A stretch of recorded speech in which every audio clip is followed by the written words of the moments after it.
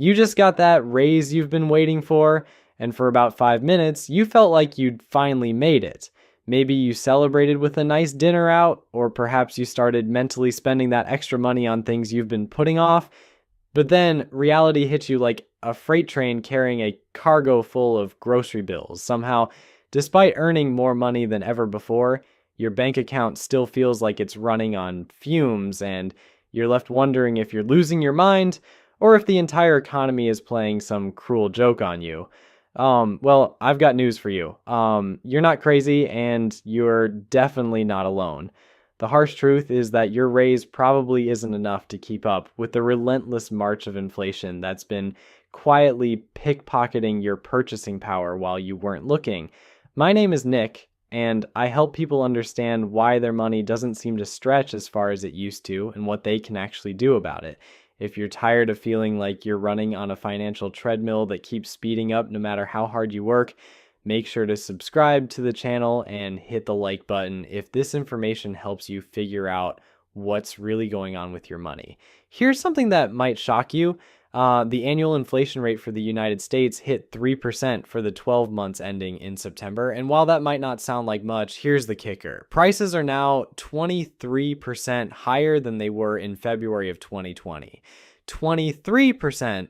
That means if you were spending $100 on groceries back then, you'd need to spend $123 today to buy the exact same items. But here's where it gets really interesting and honestly a little depressing. Most people's raises haven't come close to matching that increase. Let me break down what's actually happening to your paycheck, because the numbers tell a story that most employers would rather you didn't understand. Between July of last year and July of this year, the average wage grew by 3.9%. That sounds pretty good, right? Wrong. When you account for inflation, that real wage growth shrinks down to just 1.5%. 1.5%, that's an extra $18 per week in actual purchasing power. $18, that's barely enough to cover the increased cost of a single grocery trip. Now, you might be thinking that at least wages are growing faster than inflation, and technically you'd be correct. But here's what nobody talks about. That comparison only works if you ignore the cumulative impact of inflation over the past few years. It's like saying you're winning a race when you're still 20 meters behind the starting line from where everyone else began. You might be gaining ground now, but you're still nowhere near caught up to where you should be. The conference board predicts that salary increase budgets for this year will rise by an average of 3.9%. Sounds decent until you realize that this is basically just treading water. If inflation continues at its current pace, you're looking at maybe 0.5% of real purchasing power increase if you're lucky. And that's assuming you actually get that full 3.9% raise, which, let's be honest, many people won't. But wait, it gets worse. The categories that hit your wallet the hardest are experiencing inflation rates that make the overall average look like a gentle breeze. Let's talk about housing. Because unless you're living in your parents' basement, this is probably your biggest expense. Like, as the median home price as of April was $437,000. That's up 44% since 2020, 44% in just 5 years. Meanwhile, mortgage rates have doubled compared to what they were half a decade ago. If you're thinking about buying a house, you now need a household income of almost $117,000 to comfortably afford a home. $117,000. That's not exactly what most people would call an entry-level salary, and if you're already a homeowner, don't think you're off the hook. Property taxes have risen an average of 27% from 2019 to 2024, and here's the fun part. Once they go up, they rarely come back down.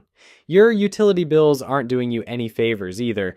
Electricity and gas bills have increased nearly 30% since 2021, and almost 40% since 2019. So even if you own your home outright, the cost of actually living in it keeps climbing.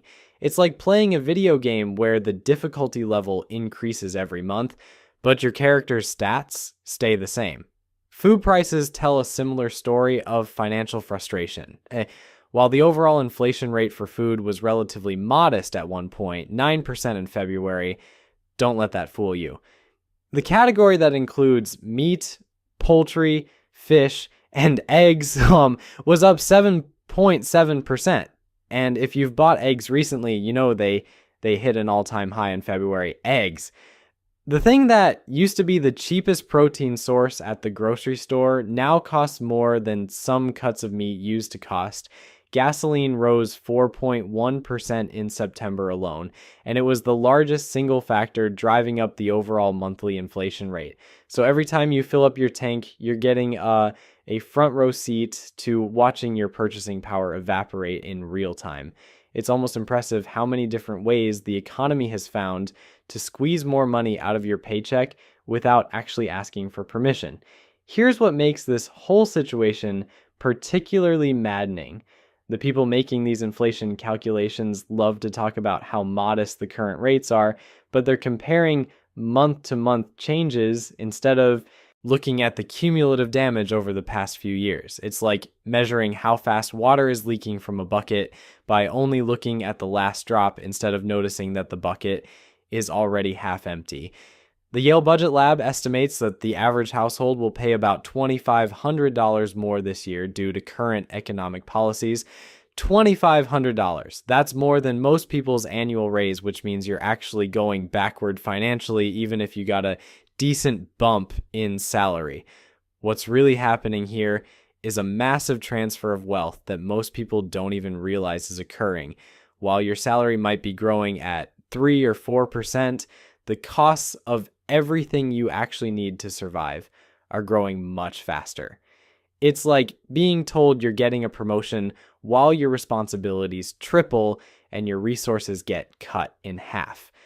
This isn't just about numbers on a spreadsheet. This is about real people making real sacrifices just to maintain the same standard of living they had a few years ago. People are driving older cars longer, postponing home purchases, skipping vacations, and making countless small compromises that add up to a significantly different lifestyle from what their income should theoretically support. The most frustrating part is that many people blame themselves for not feeling financially secure despite earning more money than ever before. They think they're bad at budgeting or that they're spending too much on unnecessary things when the reality is that the entire economic landscape has shifted underneath them without warning. But here's the thing that nobody wants to talk about. This isn't just a temporary blip that's going to resolve itself once supply chains get sorted out, or once some magical economic equilibrium is restored. The structural forces driving inflation aren't going anywhere, and waiting around for things to get better on their own is probably not the smartest strategy. The reality is that your employer probably thinks they're being generous when they offer you that annual raise. They might even pat themselves on the back for giving you more than the company down the street. But what they're not telling you, and what they might not even realize themselves, is that they're essentially handing you a pay cut wrapped in a shiny promotion bow. Think about it this way. If you were making $50,000 in 2020 and you've received a 3% raise every year since then, you're now earning about $58,000. Congratulations, you've climbed the corporate ladder. Except here's the problem. That $50,000 in 2020 had the same purchasing power as about $61,500 today. So despite your consistent raises and stellar performance reviews, you're actually earning $3,500 less in real terms than you were 5 years ago. It's like being told you're getting a bigger slice of pizza while someone quietly makes the entire pizza smaller. Sure, your slice looks impressive until you realize there's barely enough to satisfy your hunger. The median weekly earnings for a full-time worker is just over $1,000, which works out to roughly $52,000 per year before taxes. After federal taxes, state taxes, Social Security, and Medicare take their cut, that number shrinks to somewhere between $35,000 and $40,000 in take-home pay. Now try making that stretch to cover rent or mortgage payments that have increased 40%, food costs that keep climbing, and utility bills that seem determined to reach new heights every month. This is where the math gets really depressing. Let's say you're that median worker taking home $38,000 annually. If your housing costs consume the recommended 30% of your income, that's $11,400 per year, or about $950 per month. Good luck finding a decent place to live for $950 in most parts of the country. You're more likely to find a parking space that costs that much. But let's assume you somehow manage to keep your housing costs reasonable. Food is supposed to represent about 12 to 15% of your budget, which would be around $4,500 to $5,700 annually. That works out to about $400 per month for groceries. Have you been to a grocery store lately? $400 might cover 2 weeks if you're careful and don't mind eating ramen noodles with a side of disappointment. Transportation typically eats up another 15 to 20% of your income, so we're talking about $6,000 annually or $500 per month. Between car payments, insurance, gas, and maintenance, $500 per month is optimistic unless you're driving a 10-year-old Honda and praying it doesn't break down. Add up just those three categories and you're already at $21,400 annually, leaving you with about $16,600 for everything else. Everything else includes clothing, healthcare, entertainment, savings, emergency fund contributions, retirement planning, and those pesky little things like phone bills, internet, and the occasional cup of coffee that costs more than a gallon of gas used to cost. $16,600 for everything else works out to about $1,300 per month. Now try building wealth, planning for retirement, or handling any unexpected expenses on $1,300 monthly. It's like trying to fill a swimming pool with a garden hose while someone else drains it with a fire hose. This is why so many people feel like they're drowning financially, despite doing everything they were told to do. They went to school, got decent jobs, received regular raises, and followed all the conventional financial advice, yet they're still struggling to build any meaningful wealth or financial security. The average household spends about $5,577 per month, according to recent data, which adds up to roughly $67,000 annually. But remember, that's household spending, not individual spending. And it assumes people are actually able to spend that much. Many households are spending that much by going into debt, not because they can afford it. Credit card debt tells the real story of what's happening to American families. The average household is carrying over $9,000 in credit card debt. $9,000 at 20% interest means they're paying $1,800 per year just in interest charges. That's money that disappears forever, providing nothing but temporary relief from the crushing reality that expenses have outpaced income growth. What makes this situation particularly cruel is that people often blame themselves for their financial struggles. They think they're bad at budgeting or lack discipline, when the reality is that the entire system has been rigged against them. It's like playing a rigged carnival game where the rules change every time you start winning. But here's where things get really interesting, and this is the part where we stop being victims of circumstance and start becoming strategic players in this economic game. Because while most people are busy complaining about inflation or hoping their boss will suddenly become generous with raises, smart money is taking action to protect and grow their purchasing power. The first thing you need to understand is that traditional savings accounts are essentially guaranteed wealth destruction machines during inflationary periods. If you're earning 1% interest on your savings while inflation runs at 3%, you're losing 2% of your purchasing power every year. Your money is literally becoming less valuable while you're trying to be responsible by saving it. This is where investment strategy becomes crucial, not just for building wealth, but for basic financial survival. Treasury inflation protected securities, or TIPS, are designed specifically to protect against inflation. These government bonds adjust their principal value based on inflation rates, ensuring your investment keeps pace with rising prices. They're not going to make you rich, but they'll prevent inflation from making you poor. Series I savings bonds are another inflation fighting tool that most people don't know about. These bonds issued between May and October of this year have a fixed rate of 1.1% plus an inflation adjustment of 2.86%, giving you a total yield of almost 4%. That's significantly better than letting your money sit in a traditional savings account earning basically nothing while inflation eats away at it. But bonds and savings accounts are just the defensive part of the strategy. If you really want to get ahead of inflation, you need assets that don't just keep pace with rising prices, but actually benefit from them. Real estate has historically been one of the best inflation hedges available because property values and rental income tend to rise along with everything else. Stocks, particularly those of companies that can pass increased costs along to consumers, also tend to perform well during inflationary periods. Companies that sell essential goods and services, own valuable resources, or have strong pricing power can often maintain their profit margins even when their costs increase. And commodities represent another inflation hedge that many people overlook. When the price of everything goes up, the price of raw materials like gold, oil, agricultural products, and industrial metals often goes up even faster. You don't need to become a commodity trader to benefit from this trend. There are simple investment funds that give you exposure to commodity prices without the complexity of direct ownership. The key is building a diversified portfolio that includes multiple types of inflation-resistant assets rather than putting all your eggs in one basket. This isn't about getting rich quick or making risky bets on speculative investments. This is about basic financial self-defense in an environment where your purchasing power is under constant attack.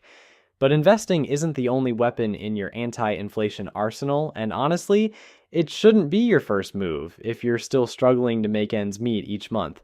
Before you start worrying about building wealth, you need to focus on not bleeding money from 1,000 tiny cuts that most people don't even notice.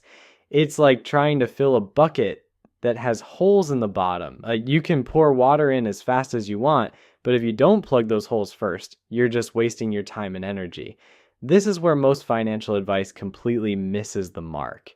Everyone wants to talk about investing strategies and compound interest, but nobody wants to address the boring reality that most people are hemorrhaging money on stuff they don't even remember buying. The average American has subscriptions they forgot about that cost them hundreds of dollars annually. Streaming services, gym memberships, software subscriptions, and random monthly charges that seemed like a good idea 6 months ago, but now just quietly drain your account every month. Here's a fun exercise that will probably depress you.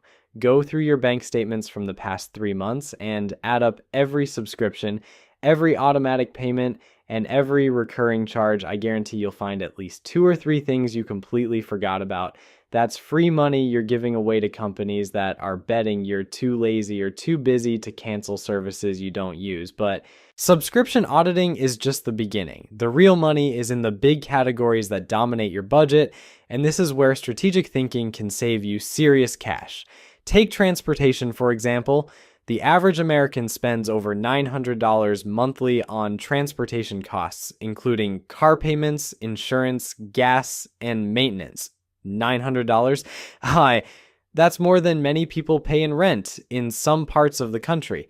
Now, I'm not suggesting you should start riding a bicycle to work in a blizzard, but there are ways to dramatically reduce transportation costs without completely destroying your quality of life. Buying a reliable used car instead of financing something new can save you hundreds of dollars monthly.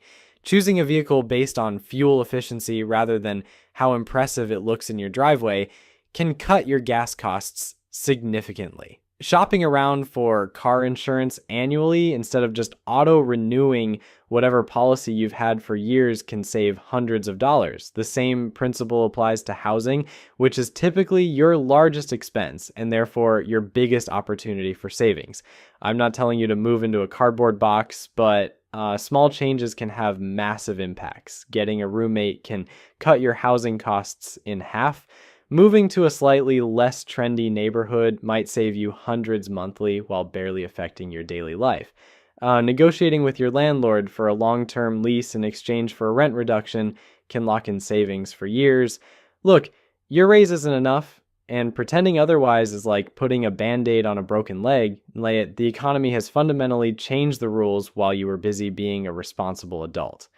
But now you know what's really happening, and knowledge is power. Start protecting your purchasing power today through smart investing, ruthless expense cutting, and strategic income increases. Your future self will thank you for taking action instead of just hoping things magically get better.